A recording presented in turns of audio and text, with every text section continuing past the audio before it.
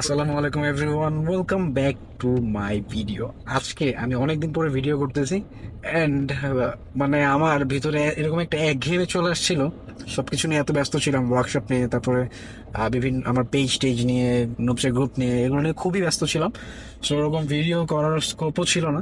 তো যাই হোক, অনেকদিন পরে ভিডিও যেহেতু করতেছি, আপনার জন্য আজকে একটা ইন্টারেস্টিং টপিক নিয়ে আসছি আমি, ইনশাআল্লাহ। তো চলেন ভিডিও স্টার্ট করা যাক। বাংলাদেশের ইতিহাসে সবচেয়ে পপুলার গাড়ি কোনটা? বলো কোনটা? টয়োটা টয়োটা অবশ্যই। কোন গাড়ি? টয়োটার কোন গাড়ি? এক্সিও না, প্রিমিয়াম এবার প্রিমাস। আমি বলি, বাংলাদেশের ইতিহাসে সবচেয়ে পপুলার গাড়ি ছিল টয়োটা করোলা E120/E130 জেনারেশন, যেটা আমরা এক্স করোলা, জি করোলা নামে এক্স চিনি। করোলা। এই গাড়িগুলা এত বেশি পপুলার ছিল, এই গাড়ির মানে এরকম একটা সিচুয়েশন হয়ে গেছিল যে মানুষ, হ্যাঁ, স্পিড গানে কি মামলা খেলাম? এই যে স্পিড গান, মানে এই যে এলিভেটেড এক্সপ্রেস ওয়েতে যদি 60 কিলোমিটার/আওয়ার টপ স্পিড থাকে বা স্পিড লিমিট থাকে, এটা কি হয়? কোনোদিন হয়? এটা হচ্ছে মানার মতো না। তো যাই হোক, এগুলো আমার কথা শুনবেও না কেউ, আন্দোলন করলে তখন শুনবে, এছাড়া কেউ শুনে না। আমার সাথে একজন সমন্বয়ক, সরি, সহ সমন্বয়ক আছে, ওয়ার্ক সেট সমন্বয়ক। সো জোকস অ্যাপার্ট, টয়োটা করোলা এই জেনারেশনটা মানে E120/130, যেটা 2001 থেকে 2007 পর্যন্ত ছিল এই জেনারেশনটা। আর এই জেনারেশনটা এত বেশি পপুলার থাকার রিজনের ভিতরে একটা রিজন ছিল, এই গাড়িটা মারাত্মক লেভেলে রিলায়েবল ছিল। মানে এমন একটা অবস্থা, ও কখনো বলবে না যে ভাই পারবো না। ও বলবে ভাই আমি চেষ্টা করতেছি, পারবো কি পারবো না ওটা পরে দেখা যাবে, but I will try my best. এই গাড়িটা এমন একটা গাড়ি ছিল। অ্যান্ড এই গাড়ির এরকম একটা সিচুয়েশন হয়ে গেছিল রিলায়েবিলিটি অ্যান্ড পার্টসের অ্যাভেলেবিলিটির ক্ষেত্রে, যে এরকম একটা প্রবাদ বাক্য চলে আসছিল, করোলা গাড়ির পার্টস রিক্সার গ্যারেজেও পাওয়া যায়, এমন একটা অবস্থা হয়ে গেছিল। তো চিন্তা করো এটা কত পপুলার ছিল, আর এটার পার্টসের যে সাপ্লাই চেইন, এটা কত ভালো ছিল। ভালো থাকার রিজন কি? ভালো থাকার রিজন অবভিয়াসলি এটার পপুলারিটির জন্য। গাড়িটা প্রাইস পয়েন্ট হিসেবে, গাড়িতে আপনি যেসব ফিচার্স পাচ্ছিলেন সেগুলো খুব ভালো ছিল। গাড়ির ফুয়েল ইকোনমি খুব ভালো ছিল। ফুয়েল ইকোনমি থেকে আরেকটু কথা বলে দিই, এই গাড়ির ড্রাইভ ট্রেন সম্পর্কে একটু বলি। এই গাড়িটা ছিল ফ্রন্ট হুইল ড্রাইভ গাড়ি, আর কিছু ছিল অল হুইল ড্রাইভ ইউনিট। এই গাড়িতে ইঞ্জিন স্পেক কয়েকটা আসে, বাট বাংলাদেশে 1.3 লিটার ইনলাইন ফোর যে গাড়িটা আছে সেটা ছিল, আর 1.5 লিটার যেটা সেটা ছিল ইনলাইন ফোর। দুইটা কিন্তু ইনলাইন ফোর, এই দুইটা ইঞ্জিনে কিন্তু খুবই রিলায়েবল ইঞ্জিন ছিল, অ্যান্ড গাড়ির টালাও খুব শান্তি ছিল। এখন এই সময়েও আমরা অনেক অনেক অনেক করলা দেখতে পাই যেগুলার মেইনটেনেন্স এত সুন্দর করে রাখা ছিল বা এত সুন্দরভাবে মেইনটেইন করা হয়েছে যে গাড়িগুলো এখনো খুব ভালো পারফর্ম করছে। চিন্তা করেন 2001 থেকে 2007-এর একটা গাড়ি এখনো পর্যন্ত, মানে 2024-এ এসেও কিছু কিছু ক্ষেত্রে অনেক ভালো করতেছে, কেউ কেউ স্টক ইঞ্জিনই রাখছে।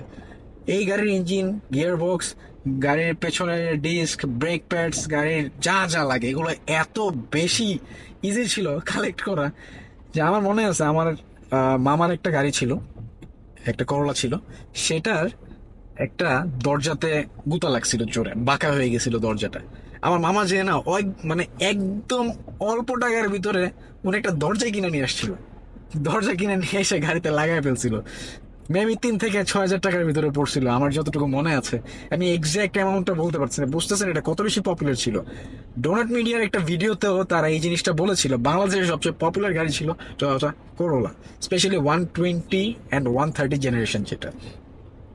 এই যে আমার সামনে দিয়ে এখনো করলা গেল, এক্স করলা এখনো চলতেছে ভাই।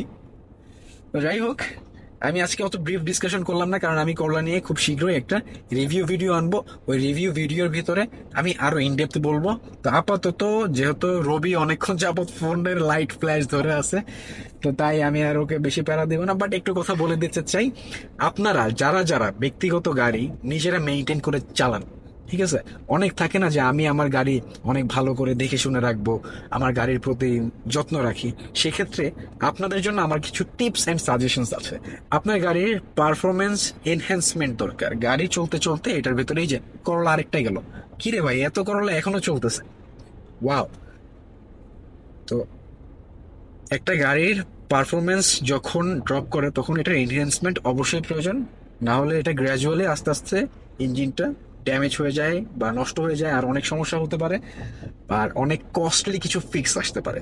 তো এটার জন্য আপনারা ব্লু ক্যাপ গ্রুপ বাংলাদেশের অ্যাডিটিভস গুলো ইউজ করতে পারেন, যেটা আপনার গাড়ির ইঞ্জিনের পারফরমেন্স এনহ্যান্স করবে এবং ফ্যাক্টরি কন্ডিশনে রিসেট করে নিয়ে যাবে ইনশাল্লাহ।